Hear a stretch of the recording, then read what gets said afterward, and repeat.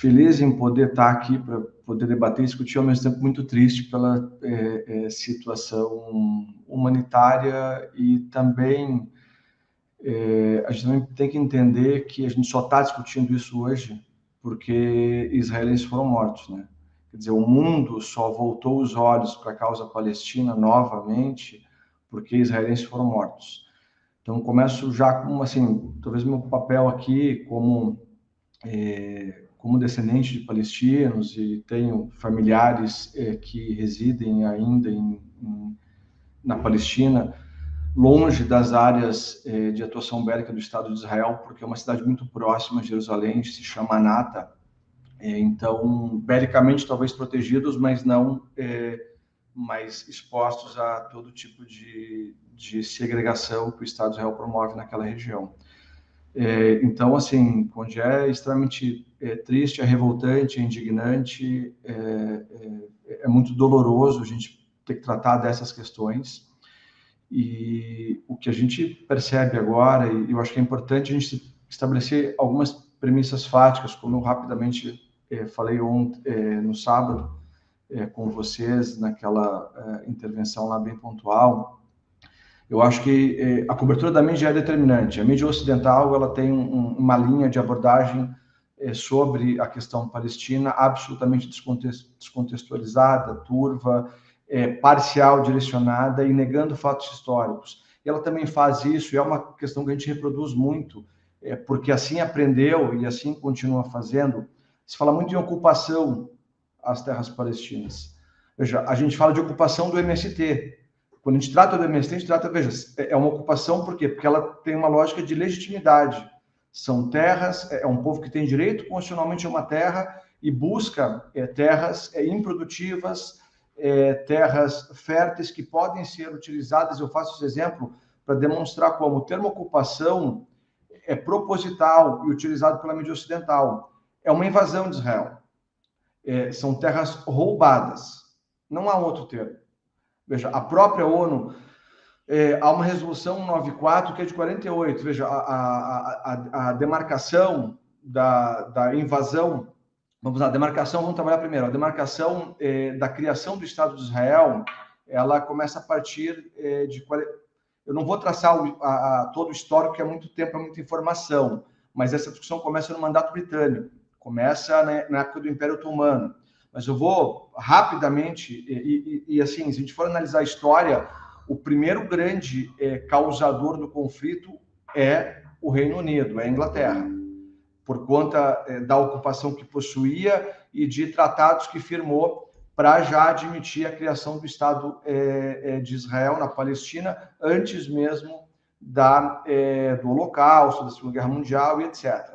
Então, nesse aspecto, é importante a gente dizer que quando a ONU cria, e veja, a ONU cria sem legitimidade, que a ONU não tinha poder sobre a região, tá? A ONU cria, mas isso é convalidado pelo Estado britânico, pelo Reino Unido, pela Inglaterra, porque é ela que tinha, digamos, que era a colonizadora daquela região, tá? E já em 48, no final do ano, há uma resolução que pede para que Israel determina que Israel devolva as áreas invadidas para além da resolução de sua criação. Então, quando Israel inicia a sua atuação na área como Estado criado pela resolução da ONU e convalidado por quem tinha legitimidade para isso, que era a Inglaterra, o Reino Unido, ela já começa invadindo uma série de terras que, de acordo com a ONU e com a convalidação do Estado do Reino Unido, não lhes pertenciam. Então, o primeiro aspecto que a gente precisa traçar, assim, não há ocupação, há invasão, são terras roubadas. Quer dizer, de 47 a 51, já houve um extermínio do povo palestino. A Nakba, 750 mil que foram expulsos de suas casas, perderam as suas casas, expulsos de casa. Mulheres foram abusadas. Eu estou com meu filho aqui, enfim, por uma questão... Estou vendo aqui o seu lindo filho, aqui atento. Então, estou tentando aqui aliviar um pouco nos termos, mas foram abusadas. Pessoas assassinadas naquela época, aldeias palestinas devastadas, dizimadas. isso há mais de 70 anos atrás. Então, quando a gente for falar da causa palestina, e aí é irresponsabilidade, não é irresponsabilidade, se houvesse um Tribunal Penal Internacional de Imprensa, boa parte da imprensa brasileira seria condenada, deveria ser condenada, porque é o apagamento de uma história. Tu fez a menção à escritora palestina, me fugiu o nome agora, que não foi... Ela até recebeu o prêmio, depois eu fui atrás da informação, só que não foi dado publicidade ao recebimento do prêmio, mas já estava sendo questionado o prêmio dado a ela. Por quê? Porque ela trata desse período de 47 a 51. É uma história pautada em fatos... É um livro pautado em fatos históricos que traz uma situação de uma mulher que, como muitas outras naquela época, sofreu as barbáries da invasão do Estado de Israel. Então, ou seja, se tenta constantemente apagar esses elementos históricos, e para que a gente possa entender o conflito, veja o Hamas é a consequência da atuação do Estado de Israel. Veja, se o Estado de Israel não fosse o Estado gerando extermínio, gerando genocídio, gerando apartheid, segregação, humilhação, a faixa de Gaza, Conde, é um lugar onde as pessoas não têm mobilidade. Os palestinos não podem sair de Gaza. Se precisarem de um hospital, eles precisam solicitar permissão ao Estado de Israel. E muitas vezes não lhes é concedida essa permissão. Tem pessoas que jamais tiraram os pés de Gaza, nasceram lá e geracionalmente isso acontece há muito tempo. Boa parte das pessoas, cerca de 70% da população de Gaza, decorre da Nakba, das famílias que foram expulsas e tentam retornar. Veja, e a ONU assegura e garante esse direito a essas pessoas, que não garante ao Estado de Israel. E a gente também precisa fazer, e isso foi abordado também pelo Otamiro, aliás, acompanhei aqui, muito bacana, e sempre importante a gente ir traçando esses elementos fáticos, históricos para quem nos ouve, porque, veja, há uma diferença muito grande do sionismo e do semitismo, ou do anti-sionismo e o antissemitismo. Toda vez que ações políticas que violam direitos humanos, eu estou aqui com o Estatuto de Roma aberto, estava dando uma rememorada, o Estatuto de Roma, onde se pauta o Tribunal Penal Internacional para, por exemplo, expedir mandato contra o Putin, Israel viola quase todos os dispositivos que tratam de crimes contra a humanidade, de genocídio, de expulsão de povos. Veja, é o Estado de Israel que está violando, não sou eu que estou dizendo, é o Estatuto de Roma que diz isso.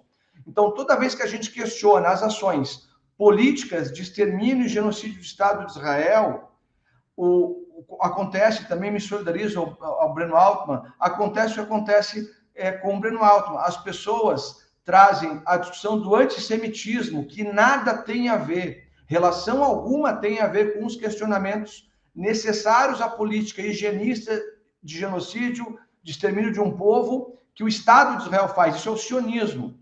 E o sionismo é uma lógica de que aquelas pessoas, que os judeus deveriam ter um Estado, e onde esse Estado seria, isso foi debatido e foi discutido.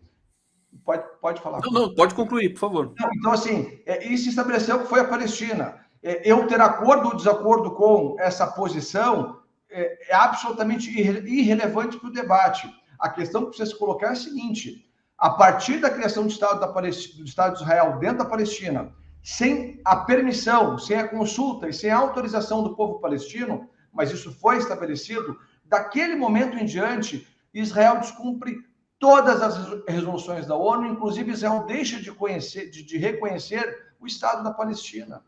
O único acordo minimamente razoável, porque tenta estabelecer uma mediação após o invasor, após o agressor ter praticado uma centena de crimes contra a humanidade, contra o povo palestino, é o de Oslo de 93.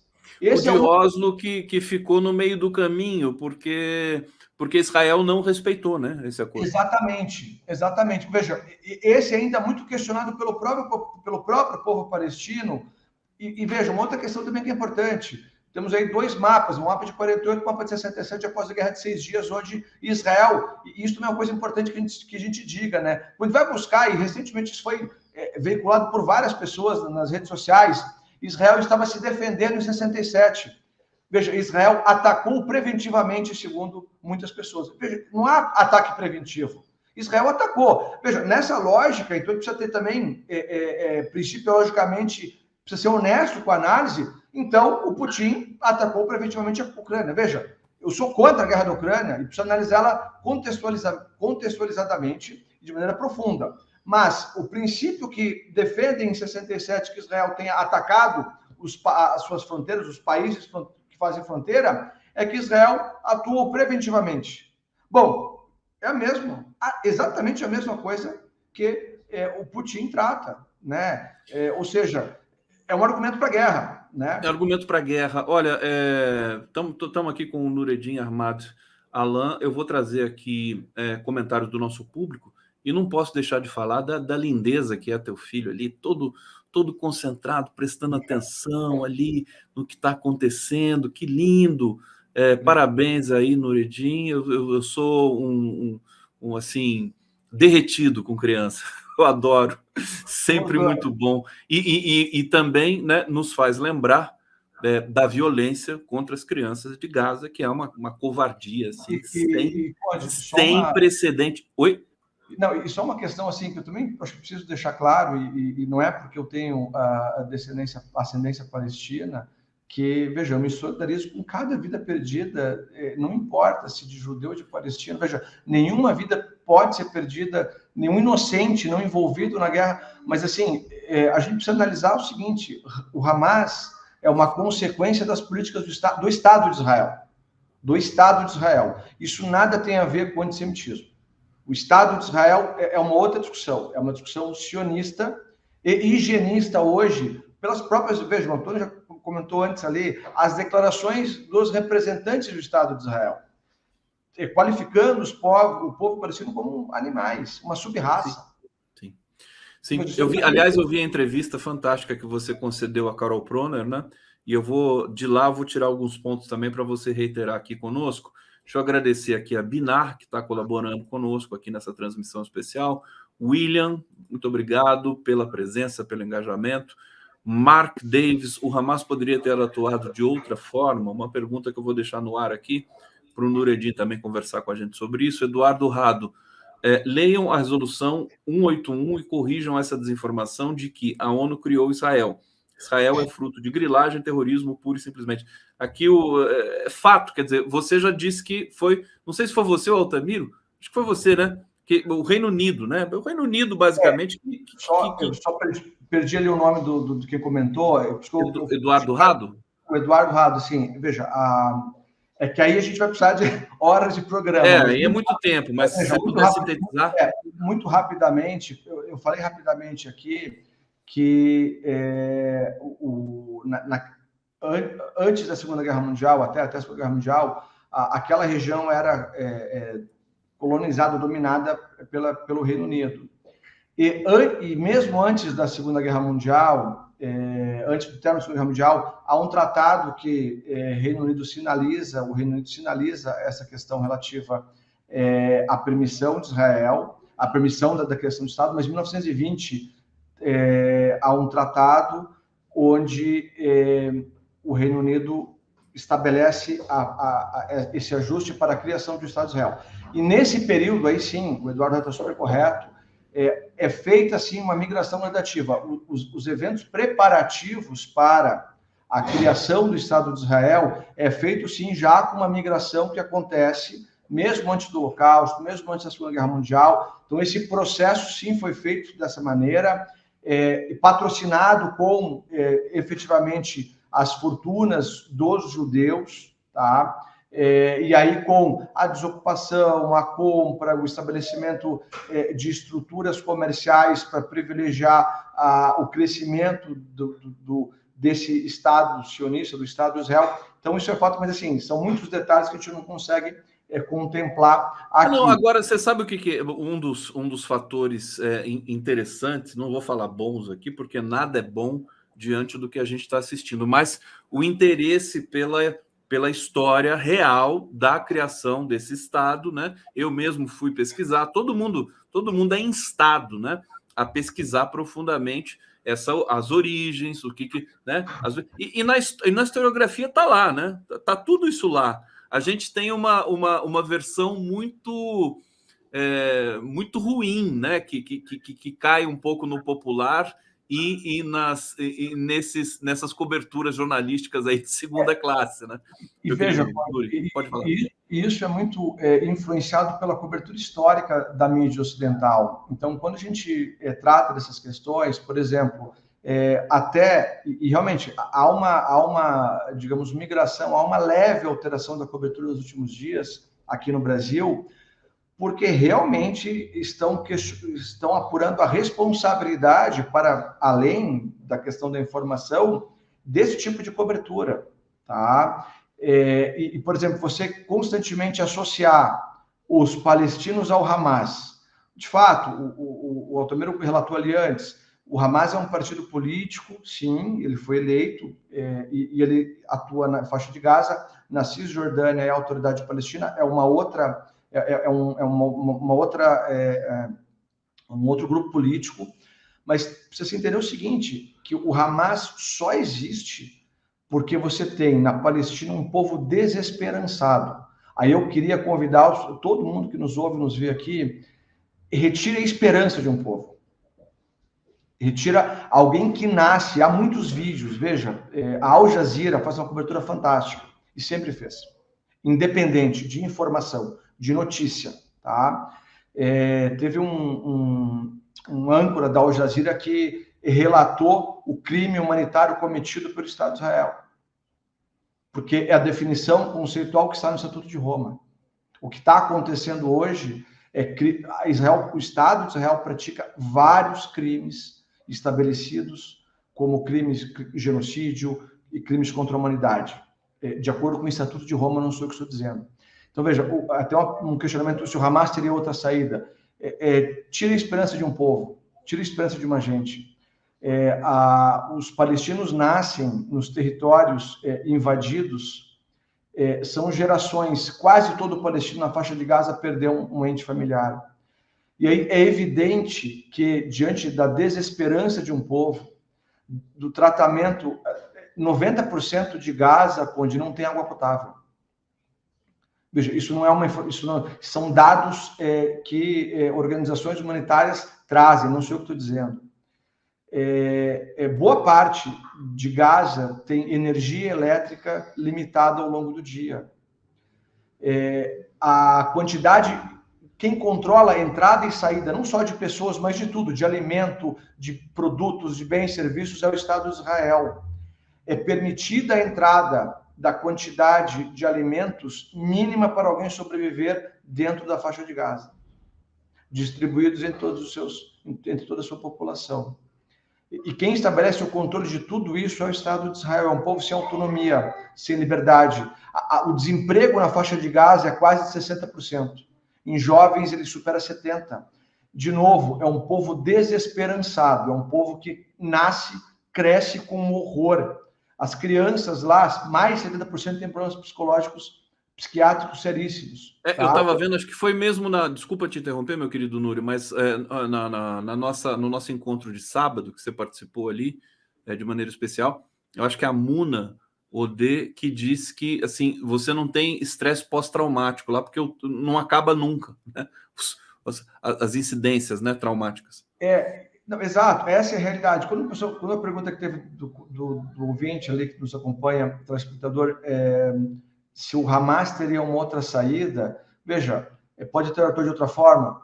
Eu digo assim, a gente obviamente é contra a violência. Veja, na nossa compreensão, a violência não nos traz nenhum benefício, a gente não pode chegar. Eu sou assim, tento sempre ser um pacificador, mas é preciso entender as condições que esse povo vive, as humilhações que esse povo vive, as invasões terroristas do Estado de Israel. Eu também quero fazer aqui um parêntese. O governo brasileiro tem responsabilidade e age com responsabilidade. Então, ele não pode chamar o Hamas de um grupo terrorista porque assim não entende a ONU. Assim como ele não pode chamar o Estado de Israel de um Estado terrorista. porque as posturas de ambos, do Hamas e do Estado de Israel, são absolutamente as mesmas. A diferença é que a assimetria e a desproporcionalidade no que diz respeito ao Estado de Israel é algo absolutamente incomparável. E mesmo a ONU, e veja, sempre a gente vai defender a solução pacífica, mas a ONU também defende a possibilidade de um povo oprimido se defender. Veja, como vai se estabelecer essa defesa? Veja, de novo, é um povo desesperançado. E faço também uma metáfora para que as pessoas entendam, para a gente também entender como é que tem sido os comentários em redes sociais hoje. O povo palestino vive de maneira muito pior, mas a semelhança que a gente tem aqui no Brasil é com a população pobre, negra e periférica. Sim. Veja, as PMs, via de regra, não batem, arrombam as portas e entram dando tiro.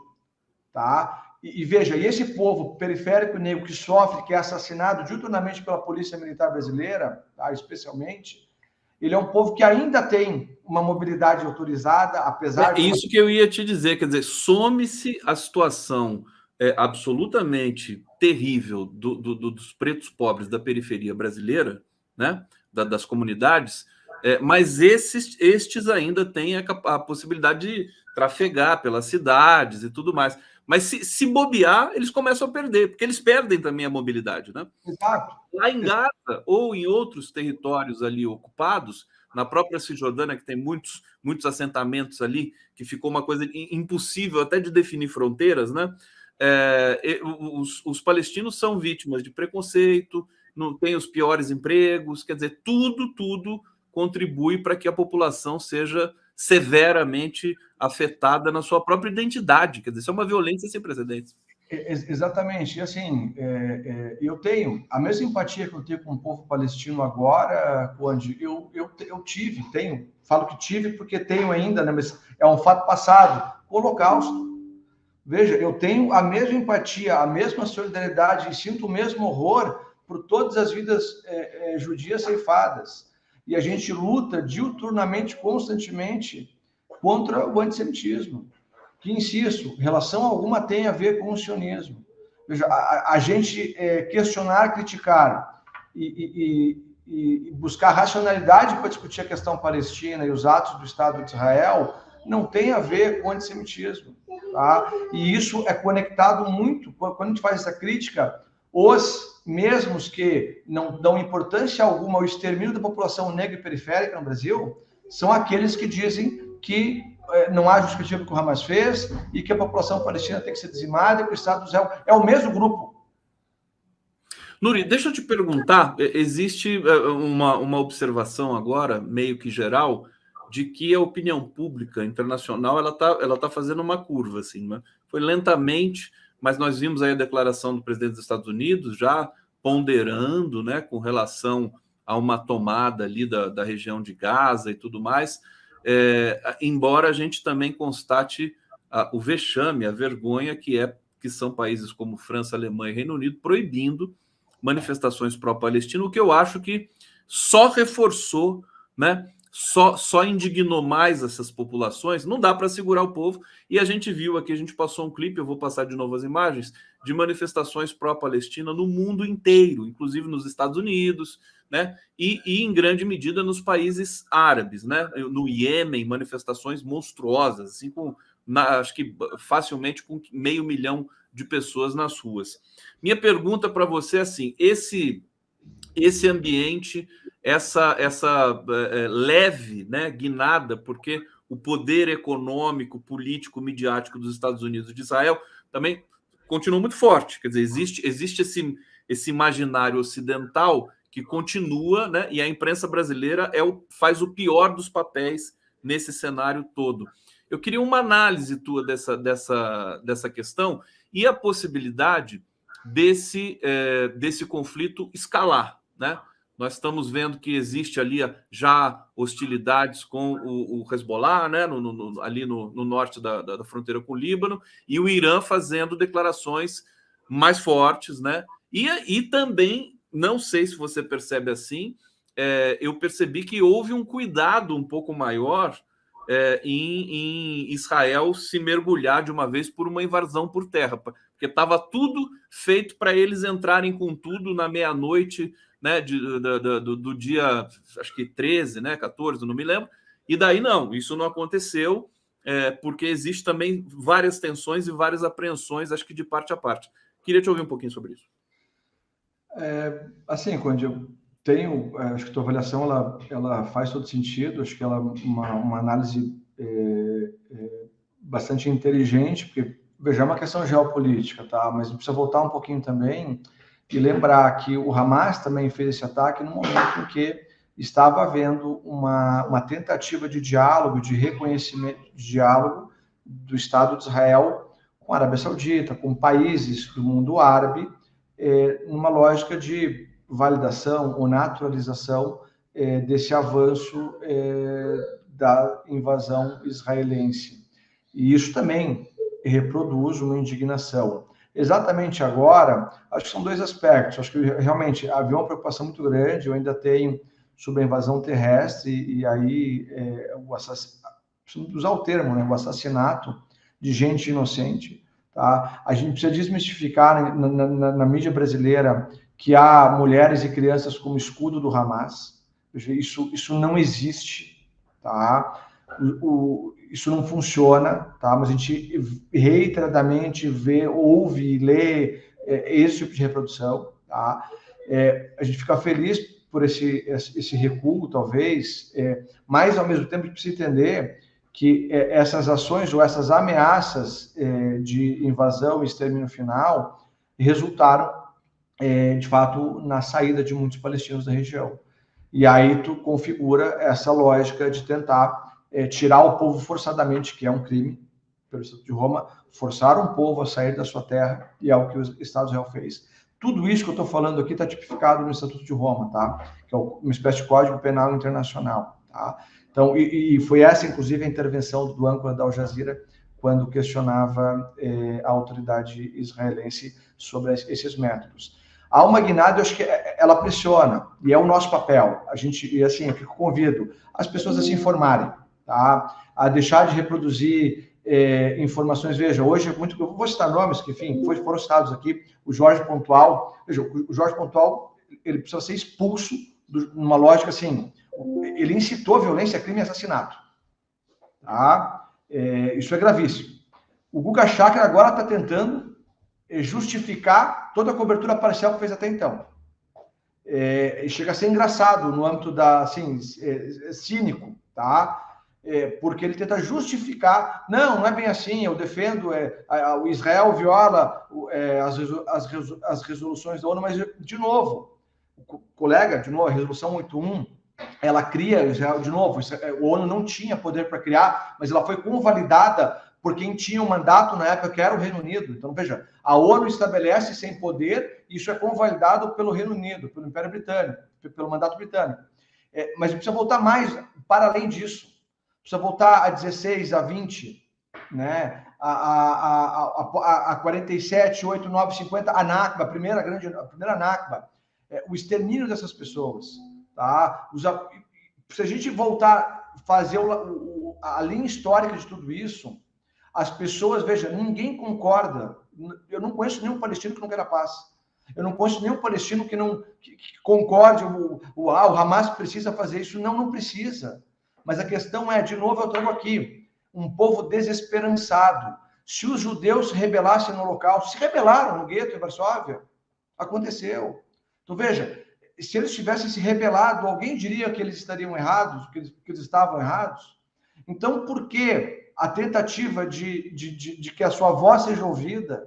O método, eu não julgo, tá? Eu me solidarizo, mas eu não julgo. Guerra nenhuma pode trazer paz, é fato. Mas a gente precisa entender que é um povo totalmente desesperançado, tá? Então, que recurso, que saída tem um povo que não tem mais esperança? Retire a esperança do ser humano. O que sobra, Conde? Essa é a pergunta que eu faço aqui. O que sobra?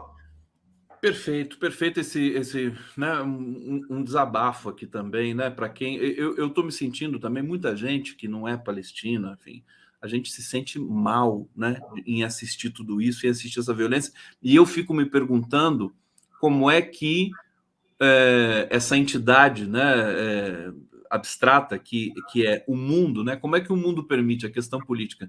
A beleza do filhote aqui, do nosso Nureddin, está aqui aparecendo, deixando mais leve também um pouco nosso debate aqui. Mas, assim, sobre a escalada, sobre essas questões, quer dizer, do Irã, dessa geopolítica internacional, desses interesses econômicos, né? O que você poderia dizer para a gente? Quer dizer, meio que consenso entre os entrevistados que vêm aqui, pelo menos aqueles que eu tento acompanhar também, especialistas, de que vai recrudescer, que a coisa não chegou no seu ápice ainda. Você concorda com isso? Não? Veja, os países árabes ali, a gente precisa também fazer uma reflexão histórica e, de novo, chegou no ponto que chegou, porque também houve um silêncio muito grande do entorno árabe, né, uma omissão, e aí é uma discussão de geopolítica, é difícil a gente traçar, porque a gente sabe como funcionam as questões de governos de coalizão, seja internamente, seja externamente. Então, isso é uma questão muito delicada, mas me parece que talvez esse evento faça com que enfim, Egito, Síria, Irã, que o entorno pressione, né, o Ocidente para que respeite os direitos do povo palestino. Assim, é impossível começar uma conversa sobre a questão palestina sem o adverso, sem o outro admitir que o povo palestino tem direito à sua terra, que o Estado palestino deve existir e que o Estado de Israel pratica crimes contra a humanidade, contra o povo palestino. Isso são fatos. Tá? A partir desses fatos, a gente pode desenvolver qualquer tipo de conversa, tá? Para a solução do conflito. Veja, a autoridade palestina já admite o mapa de 67, que é após a Guerra de 6 Dias, que é um mapa menor, digamos, respeito às terras palestinas. Mesmo que desde 48, as terras mais produtivas, melhores, mais férteis, estavam destinadas ao Estado de Israel. Veja, a injustiça nasce desde aquele momento e, lógico, como o colega falou, ela começa muito antes com uma colonização, com as pessoas chegando, sendo patrocinadas, com todo tipo de barbárie. Mas, de novo, isso é uma questão... Isso precisa ser colocado em pauta e ser buscado, investigado pelas pessoas, para que a gente entenda por que chegamos a esse momento. E aí eu posso, com tranquilidade aqui, dizer que o único responsável para a gente estar nesse cenário sempre foi o Estado de Israel. O Hamas é uma consequência da política atroz, horrenda, inaceitável de um Estado que deveria cumprir, respeitar tratados e convenções mundo afora que preservam o direito humanitário. Eu espero, sim, que os países árabes do entorno tenham, sim, uma postura a partir de agora mais firme, mais energética e de solução. E, de novo, não há solução sem a devolução de terras roubadas. Não há outro termo. Nureddin, meu querido, muito obrigado pelos seus esclarecimentos aqui. Olha só que bonito esse menino aí que está do teu lado. Deixar um beijo para ele aí. Cuida do papai aí, viu? Muito bacana nesse assunto que é tão difícil. Ele já está exposto a isso, né? De maneira não tão racional, elaborada, mas evidentemente está exposto. Mas eu acho que justamente por isso a gente pode acreditar num futuro que seja melhor para o povo palestino, para o próprio povo também de Israel. Vamos tentar fazer, né, dar uma solução bonita, né, humana para essa questão de tanto tempo que tanta gente no mundo não entende. Por que briga tanto, não sei o que, as pessoas não entendem, as pessoas mais que são trabalhadores, né, que não podem se aprofundar muito, fica naquela coisa. Eu me lembro disso em casa, né? Por que briga tanto? Aquela coisa mais superficial, mas é um pouco o sintoma de realmente a nossa desumanização, né, dos últimos tempos. Para terminar, meu querido Nuri. Tá, então, só para... e é perfeito também, pleno acordo com onde, assim, e agradeço pelo espaço ter destinado para debater esse tema, é muito importante. E a gente precisa entender o seguinte, não é uma discussão binária. Você não precisa ser a favor da Palestina e ser inimigo de Israel. Veja, você pode ser a favor da Palestina e ser contra o sionismo praticado pelo Estado de Israel, protegendo o direito do israelense professar qualquer religião. Então, acho que a gente precisa desassociar, isso é fundamental, isso é uma prática da imprensa brasileira, especialmente. A luta palestina, isso é um ponto que eu acabei não falando, mas é importante, nada tem a ver com a religião. A luta palestina não pode ser associada à islamofobia. A luta palestina não é uma questão de religião, é uma questão geográfica, é uma questão do direito de existir que o povo palestino possui. Então, se o Estado de Israel não admite o direito de esse povo existir, como eu posso fazer uma discussão pacífica? Se o Estado que detém as fronteiras, a coordenação, a gestão política, territorial, internacional daquele espaço, nega o direito de existência desse povo. Então, essa reflexão precisa ser feita, a gente precisa ter empatia. E, de novo, finalizo aqui, tá, Conde? Eu tenho toda a maior empatia com qualquer tipo de barbárie, inclusive, e óbvio, com o Holocausto, que foi uma das maiores tragédias humanitárias da história. Mas isso não justifica a prática sionista do Estado de Israel. Nada justifica. Perfeito. Nureddin Ahmad Alam, muito obrigado. Grande abraço para você. Aproveita agora. Dá um tchau para o tio Conde. Tchau, meu lindão. Cuida do papai aí. A gente vai seguir aqui, vamos receber nosso próprio convidado, vamos soltar a vinheta aqui. Obrigado, Nuri. Um abraço. Tchau.